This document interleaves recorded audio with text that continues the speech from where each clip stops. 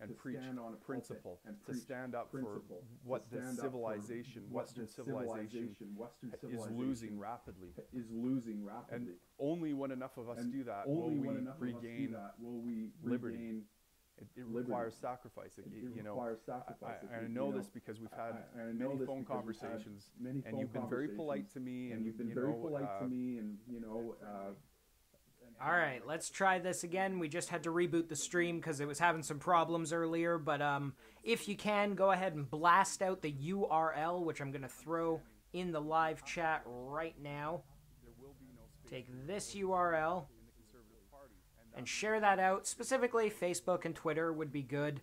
We're just going to try and hopefully we can keep this stream up. We've been having some connection problems, but we're going to do your best to answer some questions. That's always what the Conservative Party policy is going to be. Just got some Tim Moen playing in the background until we get some more people in the room, and I might even walk away here just for a second. But share this out, and we're going to answer some libertarian questions. We're going to be doing this for a couple hours, so share the video out, and let's see if we can get some people in here. Fighting against the growth of the state, against the destruction of Western civilization. There's no voice for them in the Conservative Party. The Conservative Party... Yeah, just go ahead and share this out, and we're going to see who we can get in here, see how many people we can get in here. 5 years ago. That's just going to be a couple minutes. We're going to wait for more people to get into the room, then share it, and then we're going to start answering some of your questions. Party 5 years ago. I mean, all they can do is slow the growth of the state by 5 years. So the Conservative Party is dead. They just don't know it yet. They're not going to be able to turn this thing around. Trying to pretend that they can buy us time, even is a bigger risk than making sacrifices right now. Coming to the people who want you, who love you, who can rally support behind you. The Conservative Party, the best thing that can happen, because Scheer can't win the next election, let's face it, it's going to be Trudeau no matter what. But the best thing that can happen right now is that the Conservatives get decimated in the next election. That people make their opinion known loud and clear by voting Libertarian. Because then maybe the Conservative Party can, just like it did back in the PC days, rise from the ashes with a new movement, a reform movement, and really fight for the principles of liberty, and understand that we can no longer use the ring of power to try to do good in this world. That is corruption. The ring of power needs to be tossed into the fires of Mount Doom or whatever. I can't remember the Lord of the Rings, but you get the picture. Anyways, you know our party convention is in Ottawa, July 5th and 7th. I have sent out an invitation to you. I hope to see you there, even if it's as an observer. And I think we can move this thing past the friend zone, Max. I think we can do it. I think it's time.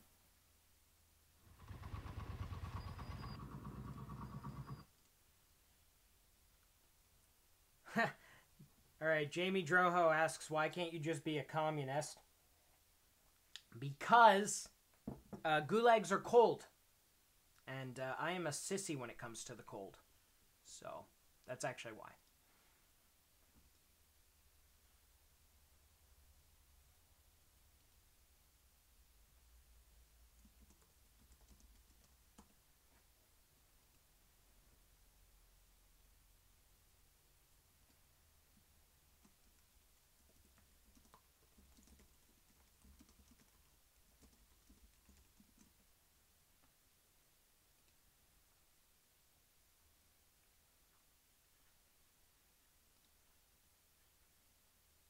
All right, we got a few people in here. Let's share this out over Facebook, and then I'm going to start answering your questions. We've waited long enough. Just a little bit more, but pretty soon we're gonna stop waiting and start starting.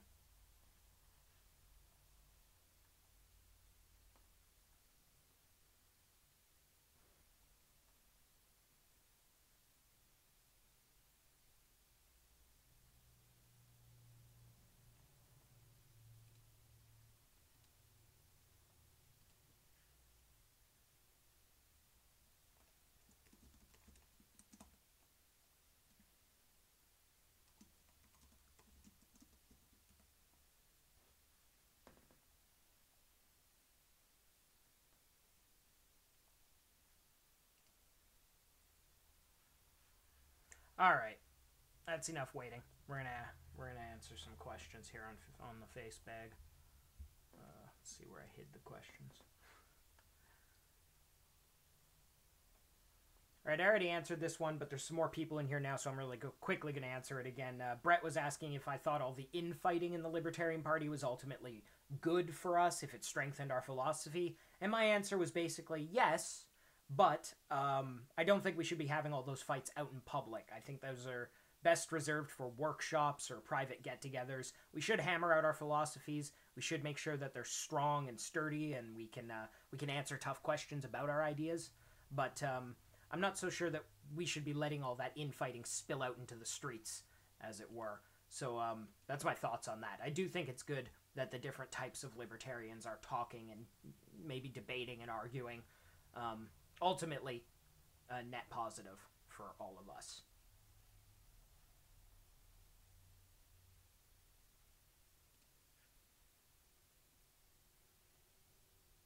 All right, Shane Stapleton was wondering...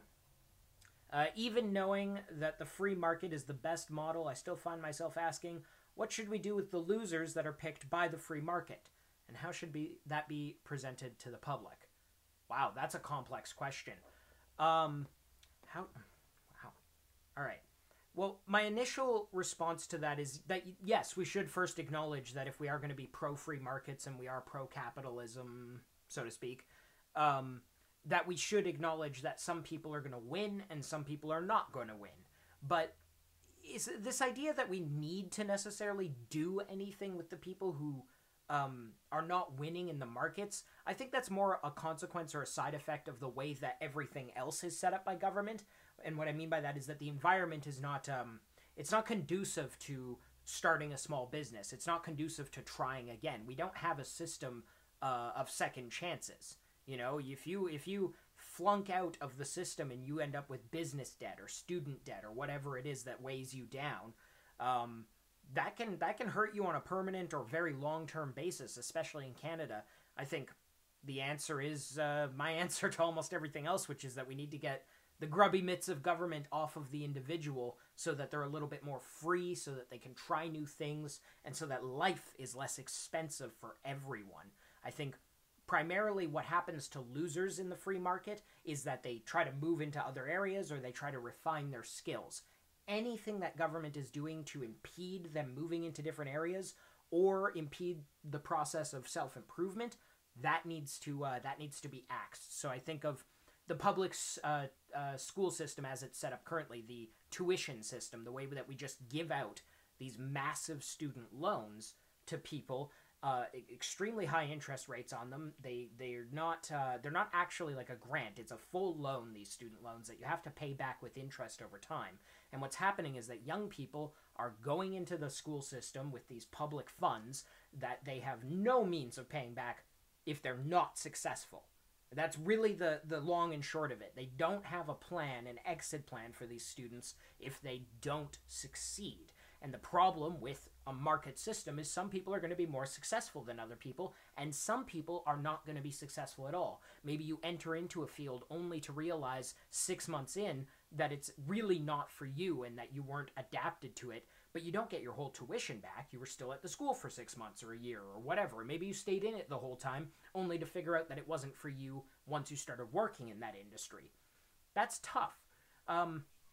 I think the student loan system ultimately is what's primarily driving up tuition costs. I don't think that there's anything else in the student school system, or the student school system, the public school system, that is affecting people in the same way. And so those are the kind of ideas that I think of. I just think general lower income taxes. We could get rid of the sales tax. That we have a sales tax across Canada right now that seriously hampers people. I mean, that drives up fuel costs, that drives up the cost of groceries, and now we're talking about this carbon tax idea.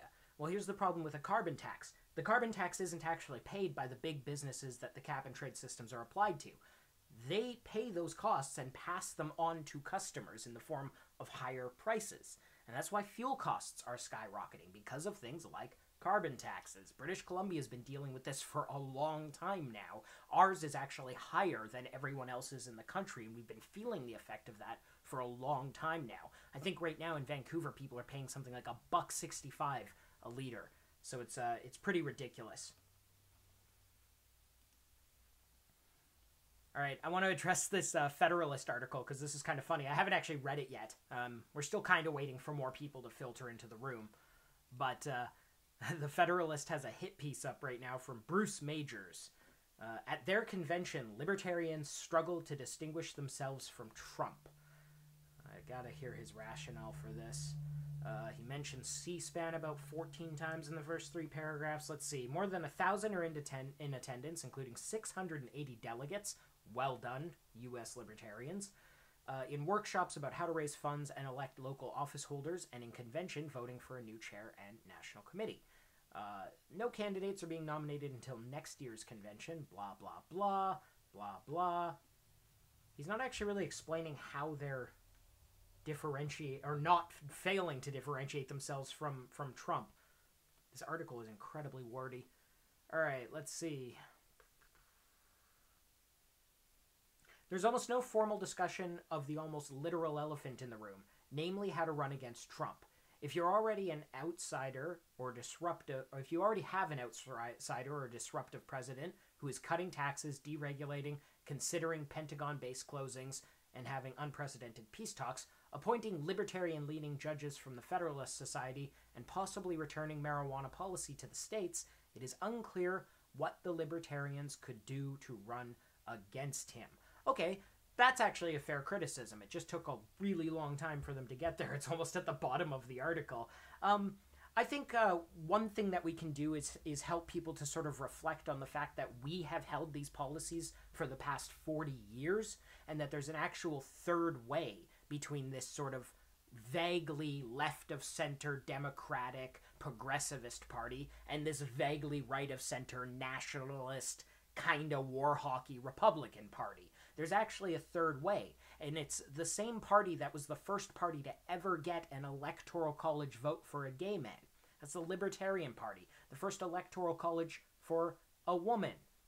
Libertarian Party. So this is a long fight, you know. We have been talking about cutting taxes and deregulating while the Republican Party, while the Democratic Party have been constantly raising taxes, constantly talking about different ways to grow government.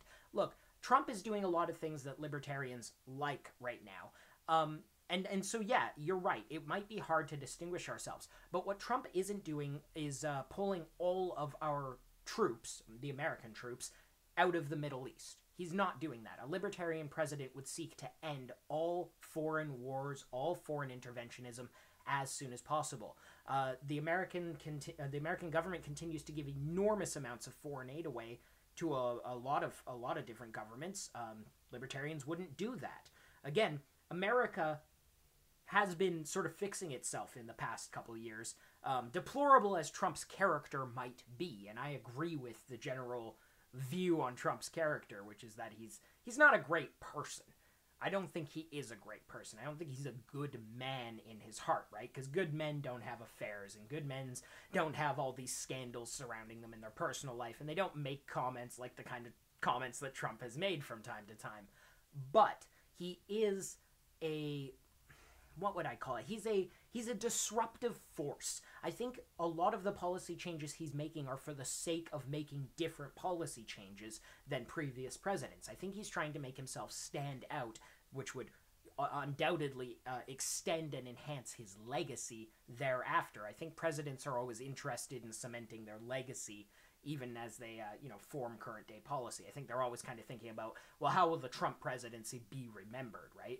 It's kind of like the unfortunate fact for Barack Obama, which is that the primary thing we're remembering about Barack Obama's presidency now is that racial divisions got worse under his watch.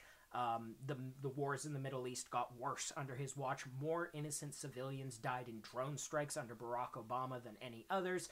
And so when Trump is talking about doing all of these different things, look, libertarians wouldn't build the wall. How about that?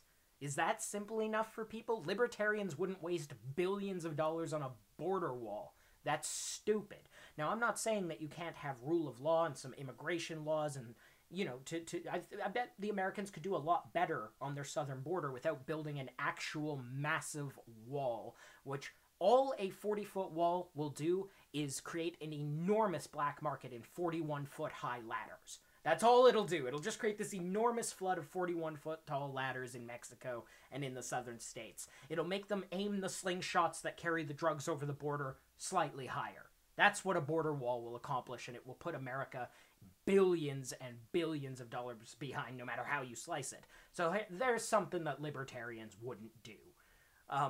We would have already returned cannabis to the states. Never mind this talk about, maybe, and, oh, I don't know, Grandpa Sessions doesn't think it's a good idea, so maybe we shouldn't do it. No, like a libertarian president would have done that day one. And a libertarian president would probably be issuing pardons every weekend for non-violent cannabis offenders. I don't think you're going to see Trump doing a whole lot of that, even if he tosses cannabis to the states. That's actually an easy thing to do. The difficult thing to do would be to federally decriminalize it, to strike its mention from the books entirely, and to encourage the states to do the same, which is what a libertarian president would do. There's lots of different ways that we can distinguish ourselves from Trump and from Republicans. So, nice try, Bruce Majors, but I think libertarians can distinguish themselves just fine from Trump. Gary Sharp is running for governorship in New York State. He's doing incredibly well. He's polling well. He's getting a lot of media attention. That's excellent for him. Matt Dubin is a lawyer from Seattle, and he's running against, primarily just against a Democrat. And he's keeping pace with the Democrat when it comes to fundraising, which is incredibly impressive. There have never been as many elected libertarians as there are right now. There have never been as many libertarian voters as there are right now. And this goes for America and Canada, by the way. There have never been as many libertarians as there are right now. And in a way, big government is creating more libertarians. So not only can we distinguish ourselves from Republicans and Democrats, but there's a reason to. There actually is more than two sides. It turns out that the entirety of reality cannot be summed up as red team versus blue team. That's not how the world functions. And there is this third way that has to do with the individual. You might hear people like Dr. Jordan Peterson talks a lot about strengthening the individual. The word libertarian also came out of his mouth, by the way, recently. I had that up on my show. Strengthening the individual is something that I believe is sort of an antidote to the chaos in the world. And I think that one of the things missing from society that libertarians would put at the forefront of their messaging is personal responsibility, owning your own life, taking care of your own mess in life instead of depending on others or depending on government to take care of you from cradle to grave. Believe it or not, liberals and conservatives are pretty much on the same side of that issue. Liberals and conservatives just want to build the same kind of government with two different, two different flavors. It's still ice cream, but you can choose strawberry or chocolate. It's not a real choice if you want anything other than ice cream. It's liberals. Well, this is what we like to say. The Conservative Party of Canada is always just the Liberal Party from 5 to 10 years ago, and that has proven to be pretty much true. Under Conservatives, just like Liberals, Canada's debt has skyrocketed. We've lost freedoms. Remember, the Liberals and the Conservatives voted together to bring in Bill C-51, which was an enormous violation of our privacy rights. That's a law right now, by the way, so you might want to review Bill C-51 just to remember what the law of the land is right now.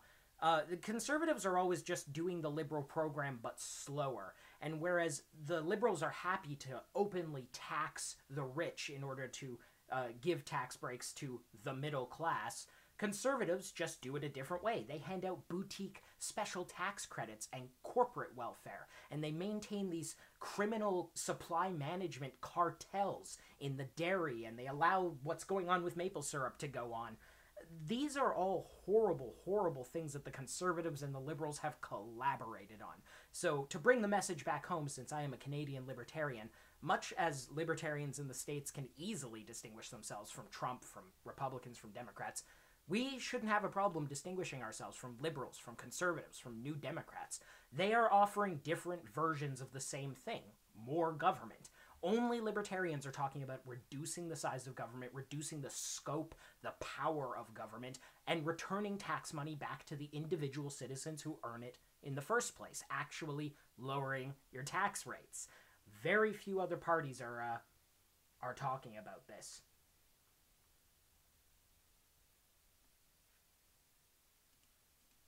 Alright, got a few more people flooding into the room now. That's awesome.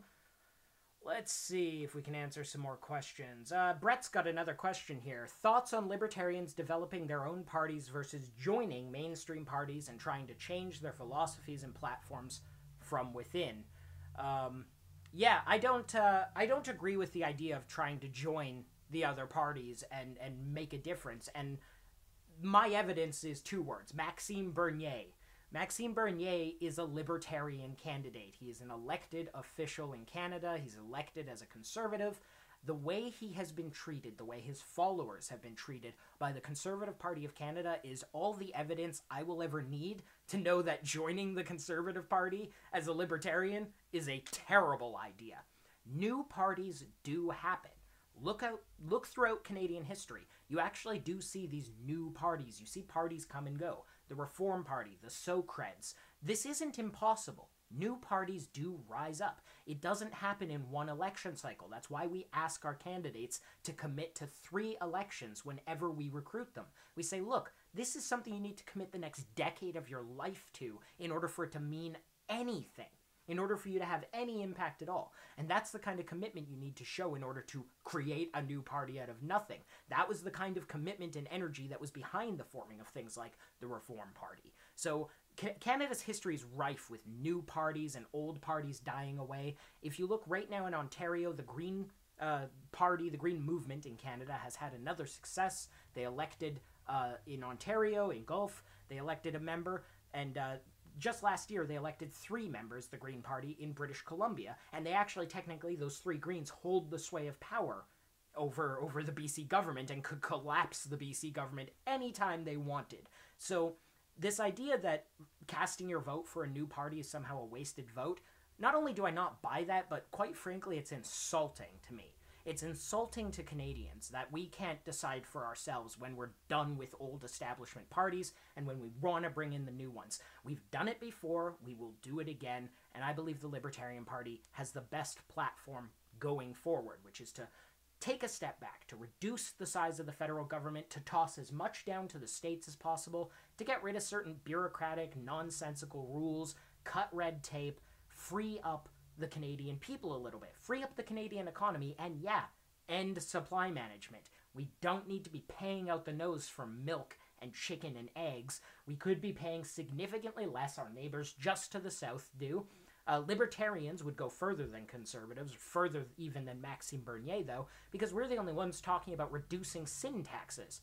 You pay gross, insulting taxes on your alcohol, on your cigarettes, and it's not for any reason. It's, you know, people say, oh, it's for the healthcare system. As if people who smoke and drink automatically use up more healthcare. That's not true. That's not supported by any data. Maybe with cigarettes you could make that argument. But the idea that if I buy a bottle of alcohol once a month, that I'm somehow endangering my health and therefore I should be paying out the nose, paying 5 to 10 times as much for the same bottle of liquor that I would pay for, you know, you can go down and buy a bottle of liquor for like $5, $10 in some places in America. And in fact, Canadians do this all the time. We go south of the border, we buy alcohol and cigarettes, and we smuggle them back. And some people even sell them, and that's super duper illegal. But it's sort of indicative when you see that kind of tourism of how the people actually feel about it, which is people don't feel like they should be paying an extra, you know, $2 a can of beer or more. They don't feel like they should have all these limitations on their freedoms and have this paternalistic government telling them how to behave day and night. My long-term point there is merely that libertarianism is on the rise in Canada, in America, and that we are different. We're not liberals, we're not conservatives, we're not Republicans, we're not Democrats. We're libertarians, and we're not socially what did we used to say? Fiscally conservative and socially liberal. That used to be one of our mottos, and we have tossed that out because you know what? We're not socially liberal. We're socially libertarian, and we're not fiscally conservative. Conservatives suck at fiscal responsibility. We are fiscally libertarian. we're libertarians, and on rare occasion, the Conservative Party acts a little libertarian, and on very rare occasion, the Liberal Party acts a little libertarian, and on extremely rare occasion, the NDP isn't completely full of nut jobs. But none of them are libertarians. None of them come close. None of them can hold a candle to our principles about how the individual is the most important thing in society. Not groups, not tribalism. It's individuals who matter the most. It's individuals who actually make choices and work jobs and spend and earn money. It's individuals who should have the biggest say over their lives. All right, let's take some more questions from Facebook here.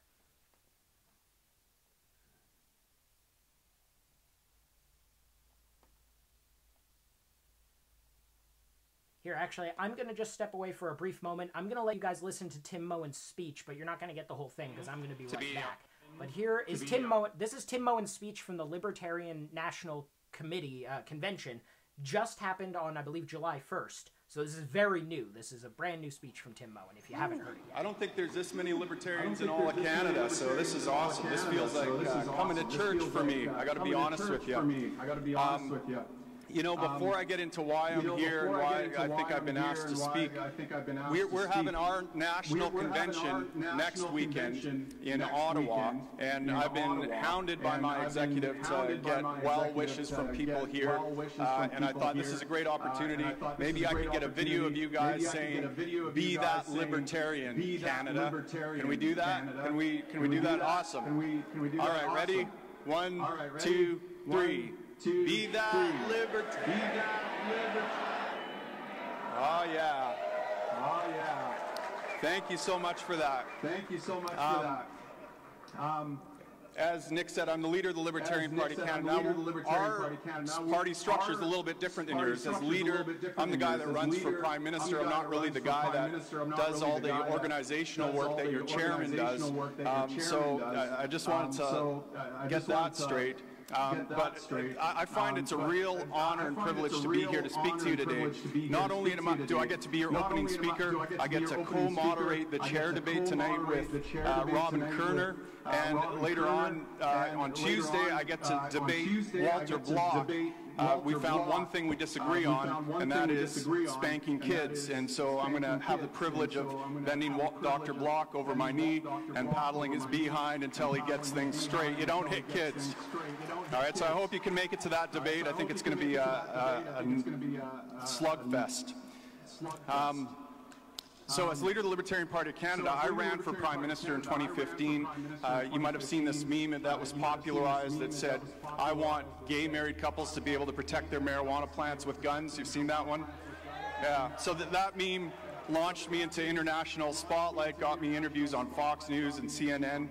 Our state broadcaster, the CBC, that is very left-leaning, actually made fun of me, which helped me out. They came up with, I think, what's going to be my next platform, which is to openly smoke crack cocaine in public while soliciting prostitutes after clubbing baby seals that have trespassed their property. So I think that's got a bit of a ring to it.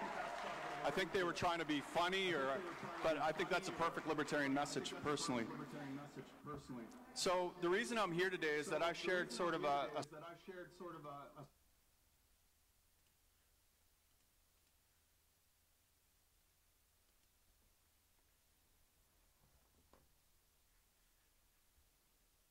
All right, drop a comment in the YouTube channel. Let me know, let me know if the stream is okay. Let me know if you can hear me clearly.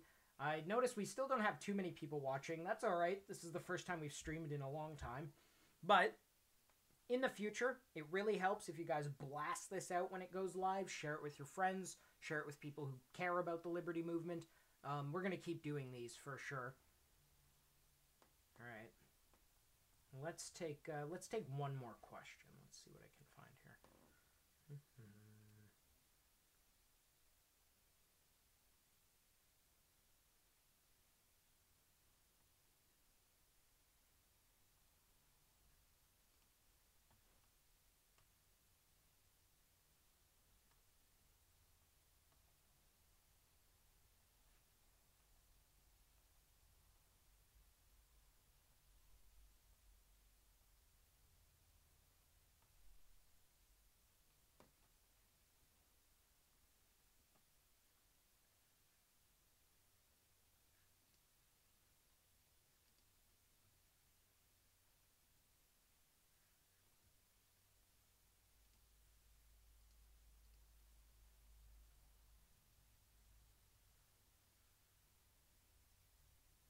You can hear me no problem. It is the echo. It's echoing during the gentleman talking about clubbing baby seals for liberty. Yeah. Okay. I think I just had it up way too loud, to be perfectly honest. That's what someone else was saying. We're actually not streaming out over Facebook right now. It's just streaming on YouTube. Even getting that to work has been a hell of a thing. So I'm just checking some. I've posted this on a bunch of pages, right? So I'm checking them all for questions. I probably should have given people a little more notice. I only gave people 1 hour of notice, so it's my own fault.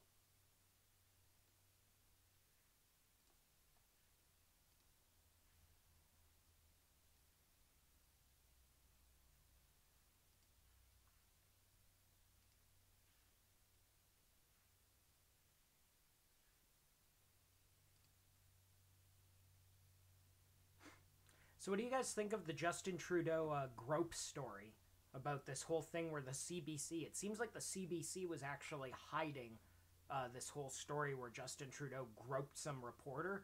I wanted to know what you guys thought about that. I mean, besides the obvious thoughts, which are like that he's a disgusting creep, about the CBC hiding it specifically. It's kind of funny that we're forced to pay for this news organization.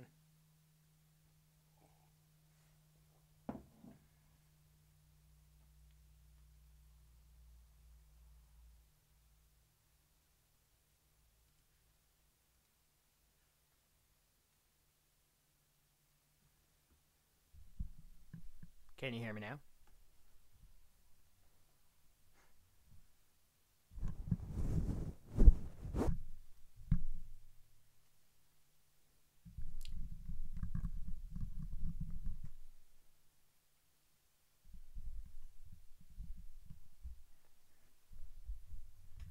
Can you hear me now?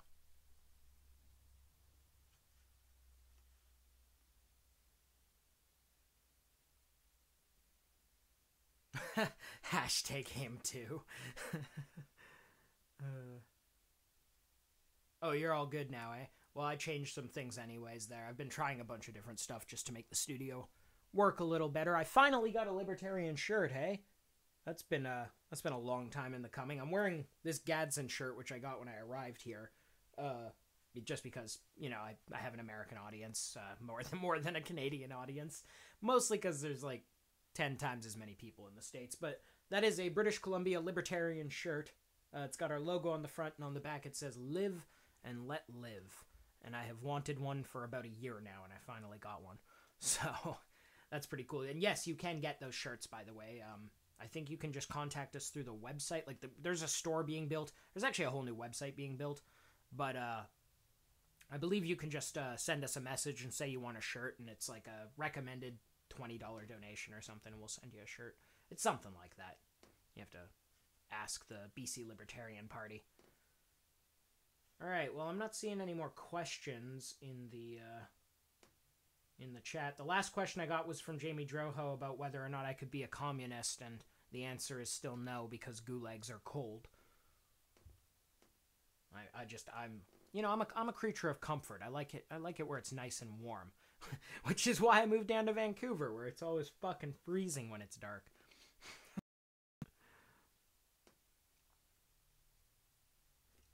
Oh wow, check this out. This is on The Telegraph. I don't know, is The Telegraph a reputable source or not? I always think it is, but it just looks very official. I don't actually know if it's a legit source. Telegraph.co.uk. They just posted something that is sure to get them in a whole heap of trouble. Stone Age Europeans were the first to set foot on North America. They just posted this. I gotta read this. I am not saying that I believe this. I'm just looking. Beating American Indians by some 10,000 years, new archaeological evidence suggests. So, not like it's a fact, but in a discovery that could rewrite the history of the Americas, archaeologists have found a number of stone tools dating back between 19,000 and 26,000 years, and bearing remarkable similarities to those made in Europe. All of the ancient implements were discovered along the northeast coast of the USA. The tools could reassert a long-dismissed and discredited claim that Europeans, in the form of Christopher Columbus and his crew, were the first to discover the New World. That's really interesting. Stone Age Europeans were the first to set foot. The question is, though, does this even really matter? I don't think it does, right? Like, it's a bunch of stuff that happened 25,000 years ago. Who cares? You know, it barely affects us today. That's for certain.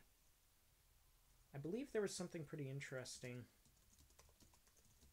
Let's see if I can find this or not. Yeah, this is pretty cool. This was actually posted a couple years ago. But a bunch of scientists recategorized chimpanzees and monkeys as being in the Stone Age.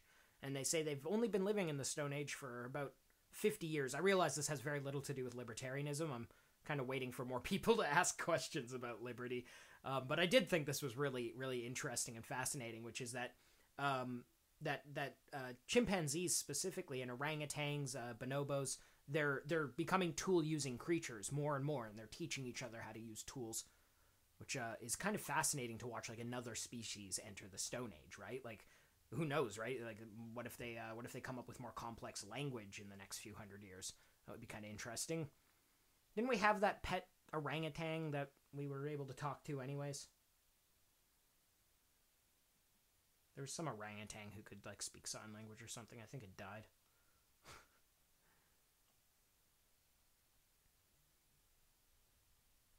Yeah, the Libertarians just had their national convention. This is a pretty awesome stuff, so I'll go over the results again. This just happened on the weekend. Tim Moen, our federal party was there, party leader was there, and he gave a fantastic speech. You can look that up on YouTube. It's called We Are That Libertarian by Tim Moen. They voted in the United States. Their party is put together a little differently than ours, obviously, because their politics work a little differently than ours. But they essentially elected what our party president would be like. And they re-elected for the third time Nicholas Sarwark. I had the second runner-up, Joshua Smith, on my show, I think 4 episodes ago. I believe he's on episode 6. Nicholas Sarwark, he's been serving already for 2 terms. He's a little harder to get a hold of. Seems like a very busy man, but I'm going to try and talk to him in the next little while here and get an interview from him. But he won by a considerable amount. He won 65.4% of the vote among the delegates, so that's pretty impressive. Joshua Smith followed that up with 22.2%, which is very respectable. After that, Thrasher had 5%. So Joshua Smith definitely in the running. The incumbent vice chairman, and really the more contentious, in my opinion, of the runs, the vice chairman was Arvin Vohra, who's been in the spotlight lately for a lot of negative reasons. I have absolutely no love of Arvin Vohra whatsoever. To sum up a long story in a very short way, Arvin Vohra chose the strangest hills to die on and was a very poor messenger of libertarianism. He was too obsessed with libertarian purism and the most extreme ends of our potential philosophy, and it really alienated a lot of people. Alex Merced, who is the 27 candidate for New York comptroller and a Libertarian Youth Caucus founder. Sorry, that's someone else. I'm just reading here. Anyways, Alex Merced, he won, is the point. And I've also had Alex on my show. Actually, wow, I'm so out of it right now. I'm sorry, I'm tired. I've had Alex on my show. I haven't had Joshua Smith yet. I'm hoping to have Joshua Smith on soon. That's right, me and Smith have it on the books. We're going to talk soon. It's the vice presidential person who just won, Alex Merced. He's on episode 6. So you can go check that out too on patreon.com/New Liberty Podcast. And he unseated Arvin Vohra by a lot. Arvin Vohra was basically pushed out of the party in terms of how dramatic the results are, and Alex won it by a long shot. And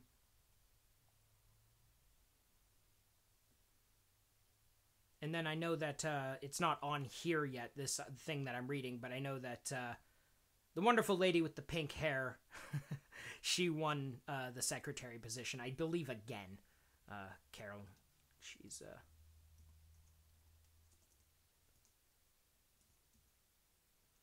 Karen Ann Harlos. I couldn't remember her last name. Harlos. Yeah, she just won the secretary position, I believe.